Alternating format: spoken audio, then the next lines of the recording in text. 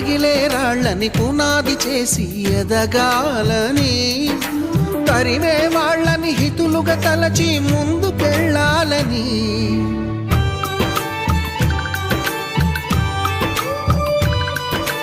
కన్నుల నీటిని కలల సాగుకై వాడుకోవాలని, కాల్చే నిప్పుని ప్రమిదగా మలచి కాంతి పంచాలని, గుండెతో ధైర్యం చెప్పెను, చూపుతో మార్గం చెప్పెను, అడుగుతో గమ్యం చెప్పెను. నేనున్నానని